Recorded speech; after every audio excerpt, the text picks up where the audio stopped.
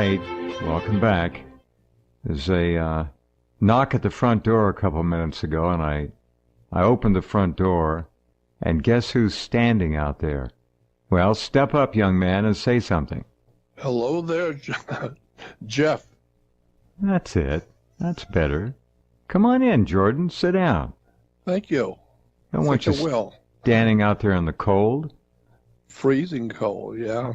No, it's global warming. It's been 56 in the evenings here sometimes. It should be in the 20s at night. Forget it. It gets down in the mid-40s and that's it. So, yeah. Things are not like they used to be. Sit down. It's good to see you again. Well, thank you. What the hell you been doing? Pleasure being here. What have you been doing? Questioning my sanity. Well, you can question mine too while you're at it. Go right ahead. Yeah. I have just been looking at the work I've been doing all these years since 1959. It's over almost 60 years I've been doing what I do, and I'm wondering, it's very difficult to continue to do what I do, knowing that so many people just don't get it. They don't really get the importance of what is going on in the world we live in.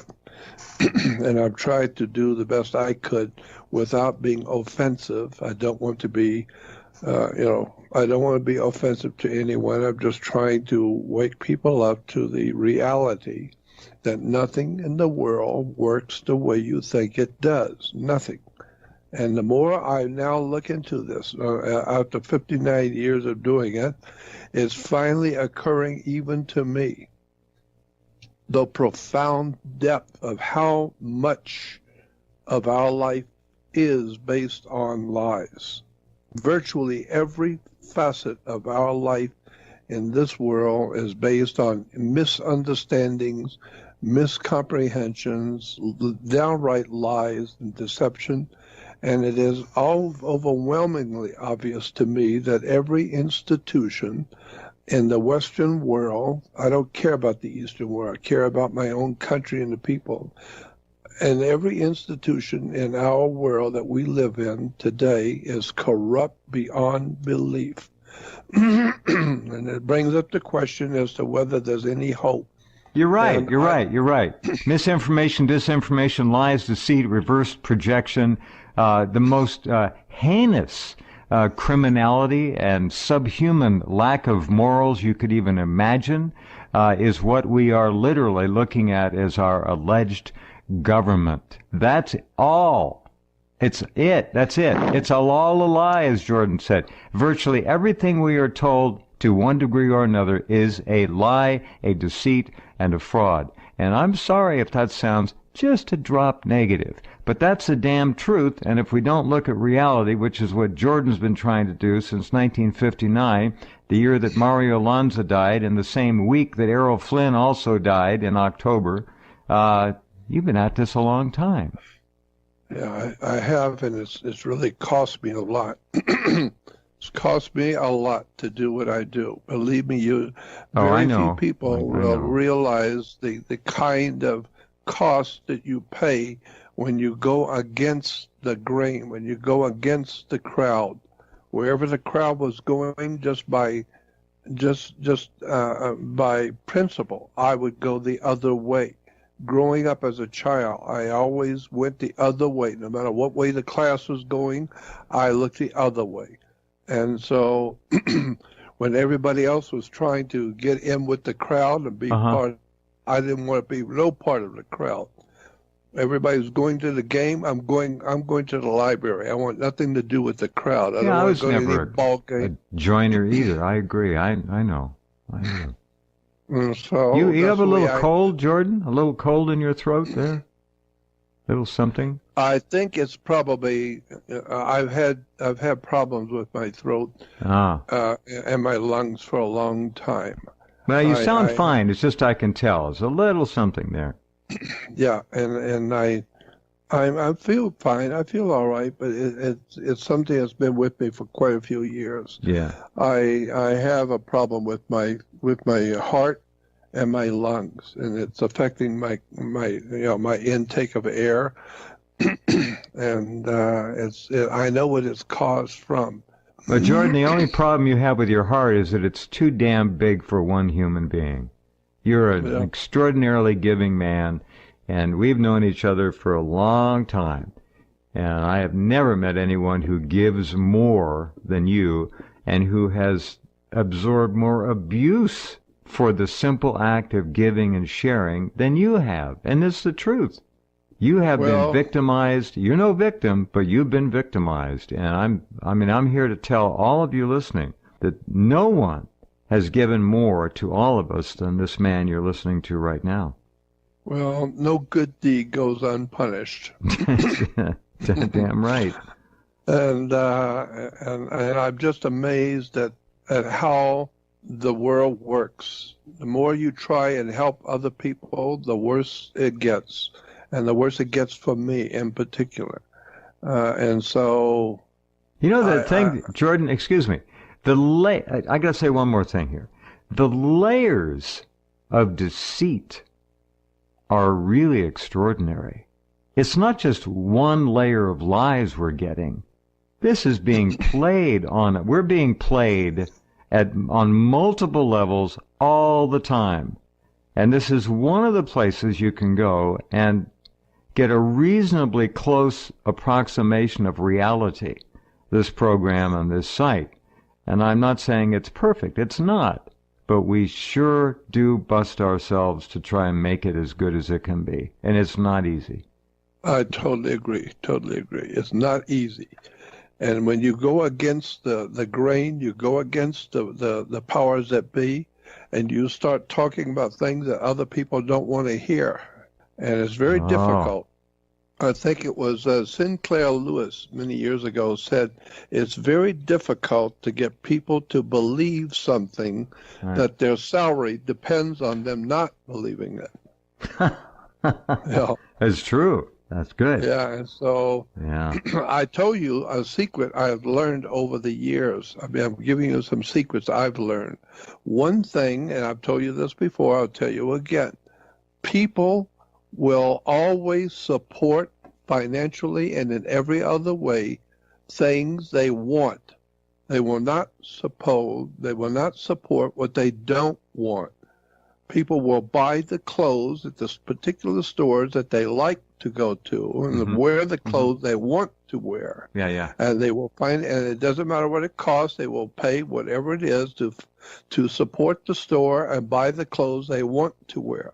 They will not go where they don't want to go and wear the clothes they don't want to wear. The same thing is true in restaurants. People will go to eat where they want to eat, not where they don't want to eat. And they will buy the food that they want and not what they don't want.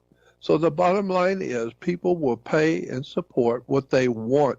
They will not pay for something that they don't want. And the one thing that history has taught us, we learned nothing for the past 5,000 years, the one thing, generally speaking, not every human, but generally speaking, people don't want, and that is the truth. They don't want to hear the legitimate, provable, in your face, obvious truth. No, that's where that expression, the inconvenient truth, came from. It's not convenient for most people. It gets in the way. That's exactly right. It's exactly right. And so therefore, the people who are doing really well in the world that we live in today, flying their jet planes around with their diamond rings and Rolex watches and making millions of dollars a year, those people are giving to the world what the world wants to hear. This is why you go on Sunday morning television and watch all the TV preachers talking about all the wonderful things the Lord's going to do, and the Lord's going to do this, the Lord's going to do that. And the people love it. They just can't get enough. And so therefore, the bottom line is this. If you can go on a television show or radio and tell people that what they already believe to be true is provably true, if you can go on and show people that what they already believe is absolutely the truth, and you can make them understand it and believe it, they will love you because they already know the truth. They already have it in their minds. And now you have come on as a spokesman and someone with authority, and you have shown them that what they believe to be true is absolutely true, they will then support you. They will be happy and delighted to support you, to hear what they want to hear. But if you come on and tell them, darlings, I'm sorry to tell you that everything you've ever been taught in your school was a lie. The whole entire superstructure of Western civilization is a lie. The whole thing. As a matter of fact, the human family on the earth has been born and raised into a world of lies. No matter where you live, it's corrupt. No matter what government you live under, it's corrupt. And the most successful ones, like us in America, the most successful governments are the most corrupt.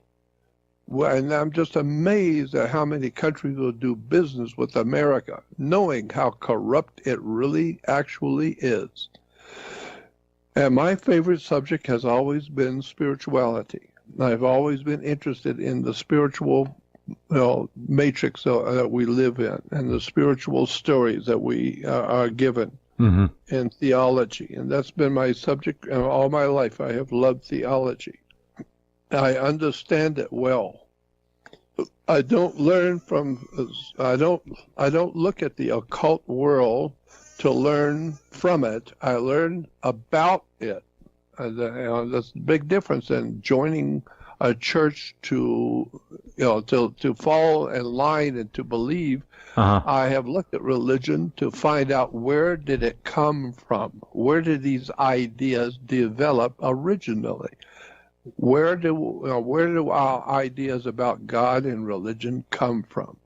Well, it goes back into the ancient Middle Ages, the ancient times of the world, and we're still believing the same things we always did believe. And it's nothing but lies and deception. And of course, today we're beginning to see that more and more, whether we like it or not. People who are religious are beginning to see that the religions that they have are not working. You can call out to God, you can pray on your knees and crawl on your knees like they do in Mexico, crawl on your knees to the church and ask God, ask God to protect you and to take care of your family and to give you a secure life, and then turn right around with the wars and violence and revolutions and alcoholism and drug addiction and murder and and child trafficking and God knows everything else that's going on in the world. Just keep praying, and it's just getting worse and worse by the day. And the reason, and I like that quote from the scientist Albert Einstein. Albert Einstein said the world is a very dangerous place, not because bad people do bad things, but because good people don't do nothing. They just accept whatever happens and go with the flow as long as nobody bothers them, and their bellies are full, and they got their ball game and their air conditioner and their Don't forget the beer and the pizza. Yeah. The beer and their ball games, that's the main thing, is their ball games. God knows. Have you ever wondered how many games in the Western civilization depends on a ball? I mean, they got baseball, softball, football, soccer ball, bowling ball, pinball, basketball, golf ball, volleyball, dodgeball, pinball, pool ball, billiards, cricket, rugby. All kinds of games are all based on a ball. This is why, my dad used to tell me when he would have adult family people coming over, he would say, go out and play ball. And I realized that term, go out and play ball, implies just go out like everybody else, you dimwit. Go on out there and just do what everybody else is doing. They're stupid and ignorant, and they're going nowhere, and that's what you are. You're stupid and ignorant, and you're not going anywhere. So go out and play and be a team player and be like them. And so I realized that people, generally speaking, do not want you to be successful. I've learned that a long time ago. People that's do right. not want you to be successful. They don't like peer pressure. They don't like that. No, you're supposed to stay in the flock, stay in the herd. You step out of line, you're going to get your butt kicked. That's exactly right. Yeah, but they always ask me, well, how many children do you have? I said, I have none. well, my God, you've been married, you don't have any children? No. And I asked them, how many people have wondered about my having no children? I mean, have you missed my children if I don't have any? My God, you got 7 billion out there. If I add two more, who the hell's going to know? So I don't need to have children. I'm smart enough to look at other people's lives and learn from examples. I've been around the world enough to know what life is like, and I have no idea in the world about tying myself down to a family at these last and final days of the Western civilization. I know what's coming. I know where we are, and I know where we've been, and I know where we're going. And I'm scared to death of the future. And this is another thing that bothers me. One of my pet peeves is so many people look at America today as if it's been here for 11,000 years. Isn't that the truth? Oh, Jordan, you're right. It's always been the same way. You've always had a 7-Eleven. You've always had hospitals. You've always had baby diapers. It's always the way it's been. You can get fried chicken anytime you want it. Everything has always been here the way it's always been, so don't have to worry about it. Just have all the kids you want. Go on out and have 14 more kids. That's right. And That's right. And it doesn't matter. There'll always be plenty of Pampers, and there'll always be plenty of diapers, and there'll always be grocery stores with plenty of food, and there'll always be great cars and football games. And the life has been this way for thousands and thousands of years. When in point of fact, no, the world you live in today with all the fineries that we live with telephones and entertainment and food, has not been here for thousands of years. And it could be gone in a day. It could be gone because any government that's more powerful enough to give you what you want is powerful enough to take it away. And so I know that at any day, at any moment, we could have a major tragedy hit the earth. We could have a comet or a volcano erupt. That's right. Anything that could disrupt the whole entire human race. The electrical systems can be shut down across the earth. And one wrong move by the sun, and our entire earth is shut down electrically. You know what the Department of Homeland Security just did? They issued a warning that all American, and you know and I know, and most of you listening know, this is not a joke. They always tell us in advance. The warning, Jordan, was that all Americans must be prepared to be without electricity for at least 6 months. Well, can you imagine that? Nope. Take 1 week and we're back in the Stone Age. That's all it would take. That's right. I mean, all business is dependent, as one writer. Oh, it's done. My friend, as my dear friend, what was his name? Joseph Farrell. Joseph Farrell brought out that all of our business on the earth is done by satellites. Everything is communication with computers and satellites. All business, spelled A-L-L, all. And if the sun does something, if it burps, we're going to have an enormous shutdown of Chinese power hackers on the do earth. something. They've already been to the central control of our entire electric grid system and left their calling card. They could knock it down. There are a lot of things that could knock it down. You're right. And we'd be right back. You dial 911, good luck waiting. Ain't nobody coming. You better be ready. And that warning from the Department of Homeland Security went by, and nobody paid much attention except us. And they were serious. They tell us what's coming. They tell us. And the reason why is because they know they're going to make it happen. That's how they know it's coming, because they're going to do it.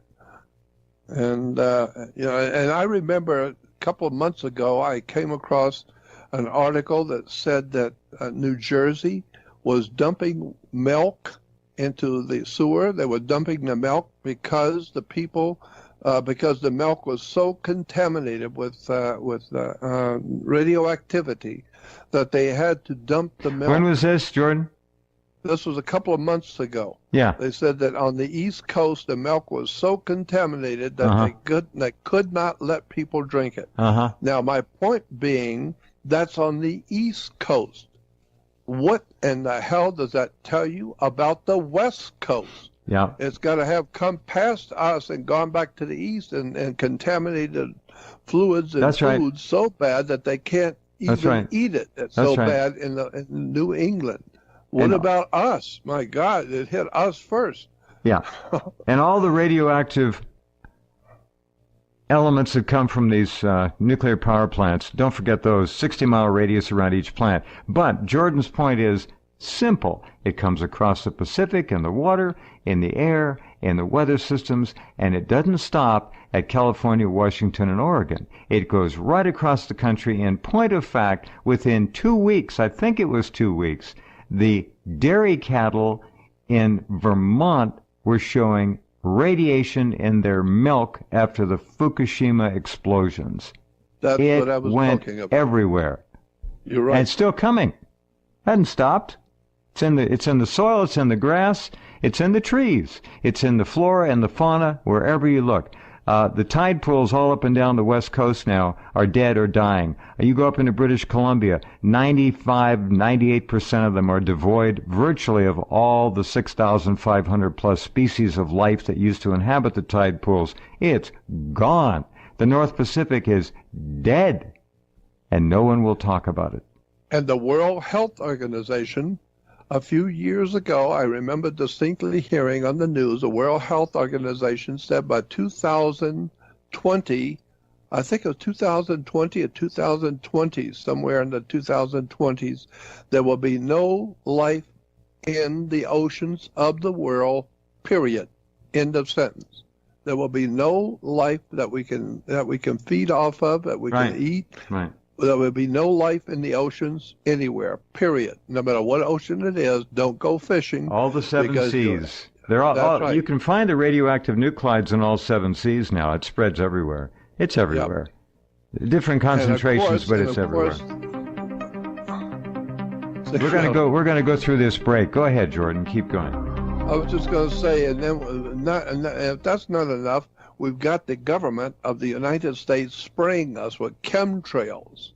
And the stuff that's in the chemtrails is falling to the earth on the plants, and the plants are consuming it. The animals are eating the grass, and they're eating what's fallen from the sky. And so we are now eating the plants and the animals that have been feeding on the chemtrails. So if we don't die from the chemtrails, we'll die from eating the food that comes to the earth. You know, our food is covered with chemtrail, and our animals that we Aluminum, barium, strontium, God knows what they're putting in there. They can put all kinds of biological organisms.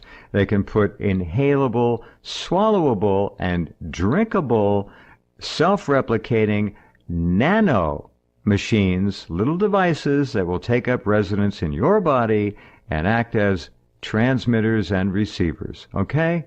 That's the truth. That's the technology we have. They will not tell us about it, but we've had enough programming here over the years. You know where we are. Oh, God, yes. I've been looking at this for years. And then I think, to the way the world is operating today with people with cell phones. Yeah. Every kid in town's got a cell phone and playing games on the cell phone. And having their that's all the brains kids do. fried on the cell phone. Shame on the parents for allowing this, of course. Their brains aren't even formed. They can't withstand the electromagnetic fields that are being pulsed through their brains. Every cell in their brain is being impacted. Their DNA is being changed. It's sick. Sick. It is absolutely frightening. The implications are astounding. What are the implications of the world we live in? I mean, we didn't live through the fall of the Roman Empire. It was a great empire that fell. Well, New York represents the Roman Empire. That's why it's called the Empire State. It's the Empire State of Rome. Rome dominates America. Caesar was referred to as going up on the hill in the morning. And he would go up on the hill. Why? To officiate over the Roman Senate. And so it was said in the Roman that Caesar went up on the hill to address the Senate, and Caesar was doing this and that with the Senate up on the hill. But that's what we got today. We got goofballs that feel that they are God's sent Caesar to the world, and they're up on the hill. And what you don't realize is that the term Democratic Party, I don't care what you think about what I'm going to say, I'm just telling you the truth. The democratic process, what we call democracy, is actually a corporate democracy. It has nothing to do with the original concept in the Grecian Empire of a democracy, a people's democracy. We have a corporate democracy. And in point of fact, all communist countries officially have in their name of their country, it's called the official corporate democratic society. All communist countries are called democratic. We have the People's Democratic Republic of Cuba, the People's Democratic Republic of North Korea, the People's Democratic Republic of Yemen. You have the People's Democratic Republic. They're all communist countries. That's why we have today the Democratic Party wants the president dead. They talk about that publicly. We should kill the president.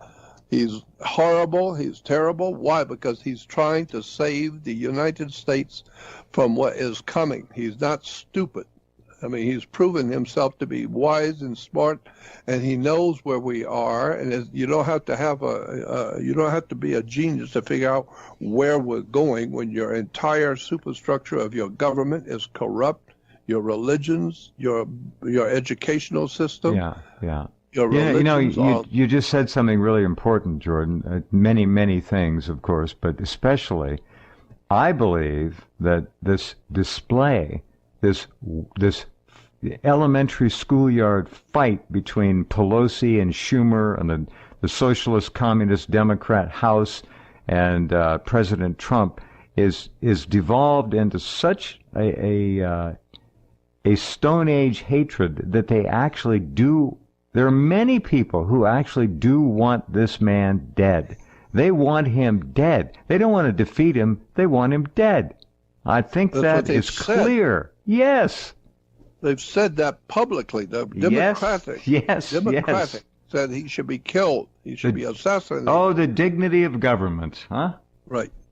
But when you study Marxism and understand cultural Marxism, when you understand, which most people don't, they have no idea in the world what I'm talking about, but if you understand the political background of what we call Marxist communism, you will then know the terms, the words and the terms and the catchphrases and the symbols that were used in the Soviet Union with the coming of the Communist Party in Russia.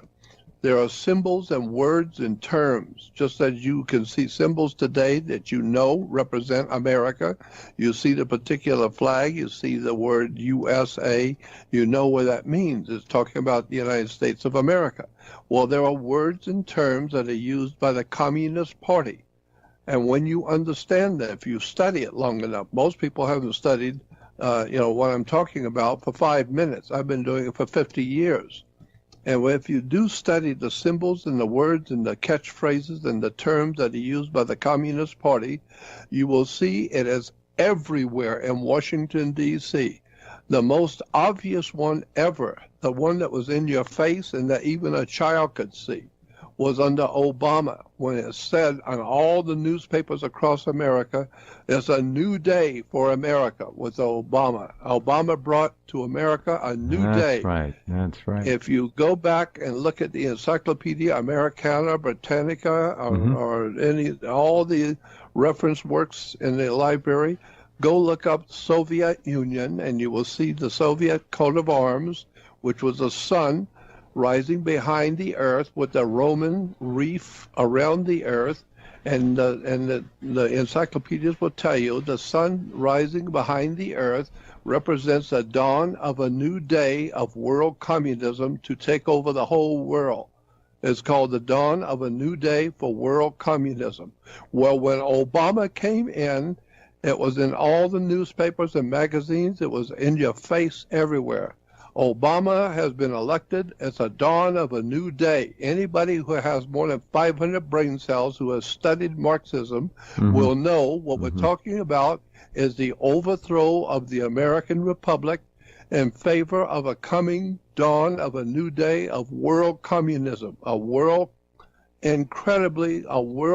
prison of slaves, of people who have been, their freedoms are taken away, their knowledge has been taken away, their industrial basis for a living has been taken away. Everything they had, they thought they had, they don't own. It's all And Jordan, they're lining up for it.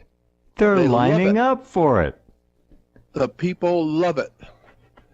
And I could show, and I've done that. I've shown people, here's what the communists said when they took over the Soviet Union, when they took over Russia, called it the Soviet Union. Yeah. Here was the symbol. See the symbol? And what does it say there? It says the dawn of a new day for Russia. Obama's logo. Sure. And Obama's logo was the sun rising over the mountains of the east. And it says the sun represented the dawn of a new day. Wake up, folks. Obama was nothing more than a traitor to this country. He sold it for $1. He sold it for money to put in his pocket so he could buy a $10 million home in Dubai while you crawl on your knees waiting for the end of your country.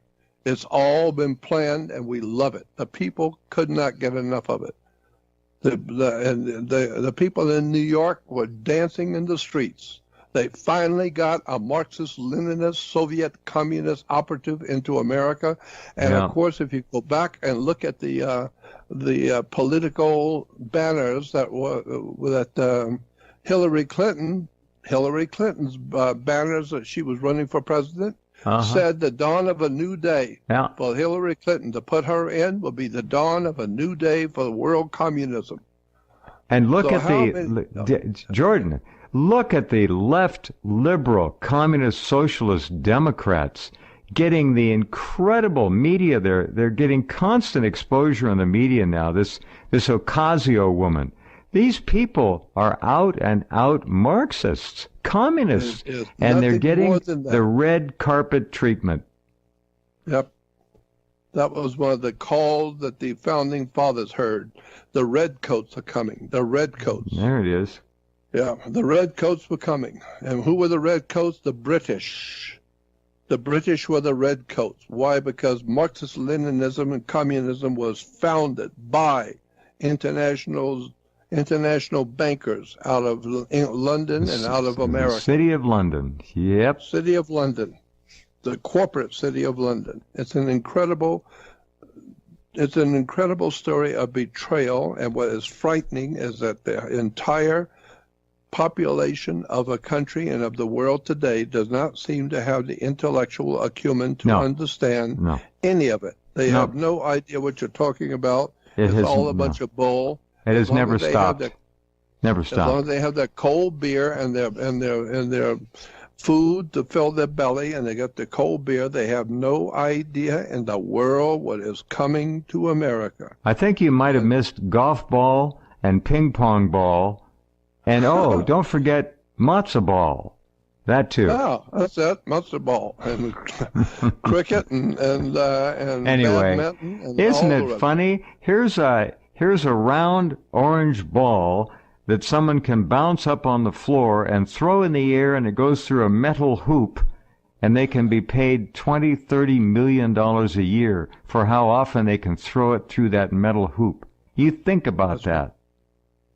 That's right. And the reason why is because our masters, the guys who run this planet from behind the scenes, they know, keep the people happy. Make sure there's plenty of liquor stores on every corner and drug them into oblivion. The price of liquor. That's it. Let them have plenty of alcohol and give them plenty of drugs on the street corner. They are into mainlining drugs. Just drive downtown Los Angeles. It's all there. And all the big cities, there are nothing but gangs and all kinds of criminal gangs that are selling drugs. The entire Western civilization, like the Bible has Jesus saying, by their fruits you shall know them. Yeah. What is the fruitage of our religion and our government today? What is the fruitage of believing in your churches what you believe today? What is the fruitage? The fruitage is we make ourselves feel good. We make ourselves feel holy and good by going to church, never realizing we're conning ourselves. It's a con. These are all cults. They're not religious organizations in the sense that we think of a universal God or a universal consciousness. Not at all. This is all created and contrived by corporate entities and staffed and manned by and large by a cult of pedophiles that runs the gamut. 2,000 years of running the world through the churches. Pedophilia. And that's why today churches are divided into denominations. 20s, 50s, and 100s. That's what we call our money. There you go. In denominations. Yeah. Yeah, it's because the churches are nothing more than a corporation, a business. It's a dirty business, but it's a business. Deadly dirty business. It's a very ugly business because it has not only robbed you of what you thought you had here on this earth, but it's robbing you of your future. You have no idea in the world where you're going to leave. When you leave this world, where you're going to go. You know where religion is? Didn't the Bible, I don't know the Bible like you do, Jordan, but didn't Christ say that don't build buildings to worship me because I am the kingdom within, or something like that? Yes. It's all within each one of us. They don't want us to know that. They make us externalize everything. That's right. And the whole idea is Marxist-Leninism, cultural Marxism, says that the government is the ultimate arbitrator of the world. The government is everything. There is no God. You don't need God. There is no God. You just happen by chance to have been born because the government. And that's why when they're born, they take a baby's feet and they put the black ink on the baby's feet and then press it on a piece of paper, and now they own your soul. This is where it actually comes from. That's 1934 that started, 1933. Yeah. I'm still trying to get that black ink off my feet, Jordan. I don't know. And it's just amazing how much the American people just don't know. No, they never will. You got the millennials now. Unfortunately, there are some listening who are brilliant people, and I honor every one of you. You know damn well the majority of the millennials are headed in the wrong direction. Generation Z coming up next. Why is it the last letter of the alphabet? Because it's the last generation that will actually be anything other than grossly subservient to an artificial intelligence matrix of domination and subjugation. They will have nothing. Gen Z is the beginning of Gen End. That's it. That's it. And you know, if you remember back when Robert Taylor, the movie star, made the movie back in the 50s, I think it was the early 50s, The Time Machine. If you remember that movie, The Time Machine. H.G. Wells, of course. H.G. Wells, The Time Machine. And in the movie, he goes back into time. He goes ahead in time to about our time. This was back in the 50s, and supposedly he was back in the 80s, the 1800s, and he goes ahead into the 20th century and the 21st century, and he finds that all the children all look alike, they all talk alike, they all think alike, and they're totally oblivious to the whole world. They have no idea what they're doing. They just do whatever they're told to do. And when one girl fell in the lake and was drowning, nobody cared. Everybody just watched her drown. Yeah. And he went out. The guy went out and saved Pulled her. her And in. yeah. And 1960, and it was Rod Taylor, not Robert Taylor. Rod Taylor. Rod Taylor. Yeah. 1960. Go ahead. And he asked her when he pulls her out of the lake, the river. He asked her, "Do you have any books?" And she didn't know what to talk about, books. And he said, the books, paper books. And she said, "I think I remember somebody talking about a book, and it was in a temple somewhere." So she took him to an old church from hundreds of years ago, and she went back into the back, and she brought out this a safe, and she opened the safe, and there was a book, not books, a book. and she picked up the book, and it fell apart in her hands. It was nothing but dust. And so that's where we're going. Nobody reads. Nobody cares to read. Everybody knows what they know, and they believe what they believe. They've engineered the attention span down now to where no one can stand to read. It's got to be instant visual and emotional gratification with some YouTube video or whatever. The ball game, a score. What's a score in a ball game, Jordan? A score in a ball game. Think about it. There's a build up. And there's a score. That's an analogy for the sexual act. Sorry to be a little bit gross. It's a score. All right, everyone likes to see a score.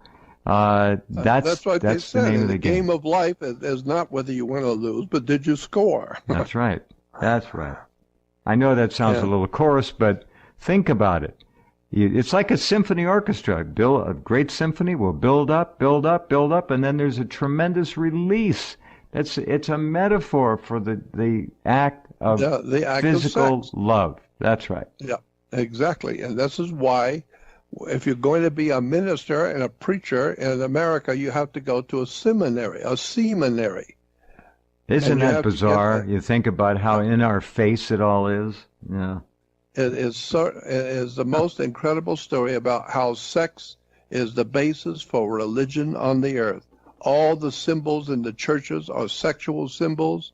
The emblems in national government are sexual symbols. We have the Washington Monument, which is an Egyptian obelisk. Oh, yeah. And it's an Egyptian obelisk. If you look it up in encyclopedias, will tell you it was a male phallic. It's a male erection.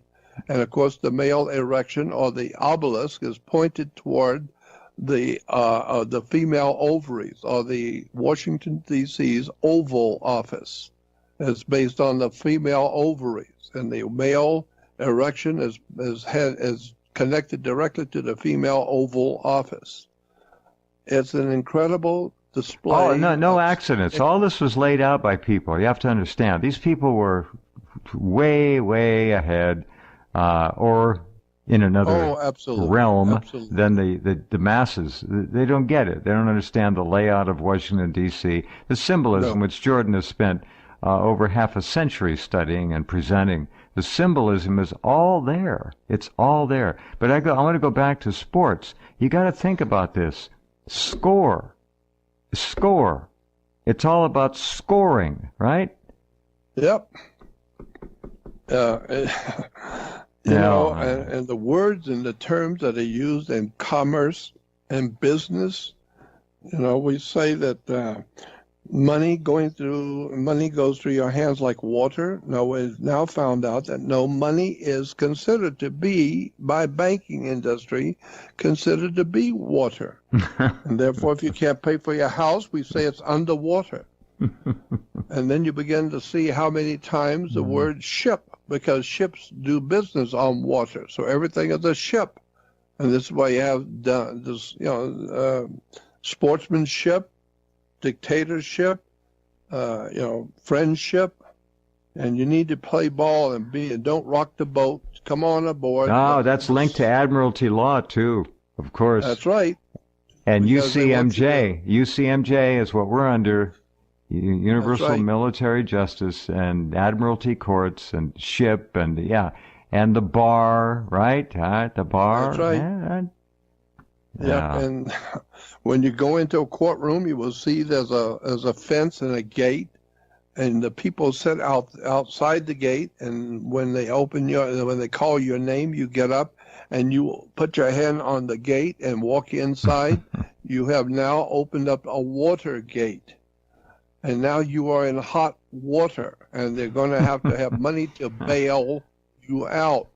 And if you can't get bailed out, because you're taking on too much water and you're in hot water, then they're going to take your body, which is 76% water, and put you into a battery. They'll put you into a cell. And therefore your body is in a cell like a battery, and you can now be bought and sold by the corporations that run the world. They made all of us horrible. No, it is. They made all of us into assets of the corporatocracy, the corporate Marxist state, and the 1933 That was the end. We were all turned over as collateral. No doubt about it. And then when you look at the founding fathers of world communism, Marxists and communism, Marx and Trotsky and Lenin, they were all living here in America. They were all working in New York, and they were all trained here in America and sent to Europe to ultimately overthrow the government in Russia and bring about a communist regime. And today, that's what we are now dealing with in Washington, D.C., is the Communist Party in America. The communist operation today is referred to as a democratic society. Now, we are now all over the world spreading democracy, Marxist, Leninist, Soviet communism. That's who we are. That's what we're doing, and therefore, I've talked about this before, and it's really something that bothers me bad, is that the Joint Chiefs of Staff of the military, Joint Chiefs of Staff, the heads of the Army, the head of the Navy, the head of the Marines, what in the hell are they doing to get a paycheck? What are they actually doing and accomplishing as a group? The Joint Chiefs of Staff are, in point of fact, according to my opinion, doing nothing. They are letting the American troops go out into the world, into all countries, to defend the dope rings and all the dope that's being War is a collected around. racket. That's Smedley Butler. Yeah, sure. That's exactly right. It's exactly right. And so what is the Joint Chiefs of Staff doing? They're not bringing the troops home to protect our borders. No, they're not doing anything to protect America, the Republic. They just go along to get along and accept their checks, just like the Roman Empire. And one day the empire is going to collapse, and God help your ass when it does. It's going to be horrible when America goes under. Well, the Joint Chiefs of Staff will be in their helicopters and their fancy limos with their girlfriends and their boyfriends, and we won't. Well, it's going to be horrible for the American people. Heading off for their underground bunkers. Look, the country's being invaded, clearly, no doubt around the clock by no Muslims. That death cult, sex and death cult, that misogynistic sex and death cult, woman-hating, abusing sex and death cult, coming in here, being implanted all around the country like little bioweapon tumors, bringing their diseases and their hate and their Stone Age mentality, and they're just waiting. They're biding their time. Look what they've done to Europe. The same thing will happen here when they get the guns. Of course. We won't be able to stop it. Once they get over, they're going to do the same thing to America that they've done to Europe, and the motion picture, big shots in the motion picture business, they are working for. They're working for the enemies, and oh, sure. They're creating the reality. I like the one question one senator asked when they were couple of years ago. I remember they were having some kind of a congressional senatorial hearing, and they asked the Secretary of State. The one senator said, "I have one question to ask you." He said, "I know that you're working hard. I know as a Secretary of State, it's a very difficult job. I know that you're working around the clock, and I know it's very difficult for you." And he said, "You're under a lot of pressure. My question to you is, who are you working for?" Not who pays you. We pay you, but who are you really working for as we pay you? Gee. The implication is you're a traitor. Yeah. You're a traitor to this country. Yeah. You sold your country out for $1. And it's just amazing how much people don't know about what's going on in the world. I've been talking about this for some 59 years, and I'm just tired. I'm not going to be here much longer, and I really would like to finish my work. But it's very difficult when you have nothing and don't have anything, and you can't do much with nothing. And I've tried to do the best I could by just talking, because I don't have the wherewithal. Sharing your brilliance, Jordan, like you do, is the greatest gift that you can give people. They want to hear you. as you said, most people won't read. They'll look at videos and DVDs, and they'll listen, but they don't read much anymore. And I'm not blaming them. They've been taken down with the greatest skill and scientific, social, cultural engineering that I've ever seen. That people have no chance. Electromagnetic frequencies, all of these things are taking everyone to the same damn place. They're not all going to go, but the majority, the great majority are. And that's most unfortunate. You need to talk as much as you can, as often as you feel like it. And you're welcome, as you know, always here. So I'll try and get you back on here in a few weeks, and we'll tell them again. Tell them again. Well, thank you. Jordan, always good to hear from you. And thank you. Take care, my friend, huh? Thank you. Thank you for having me on. Always. Good night. Good night, Jordan.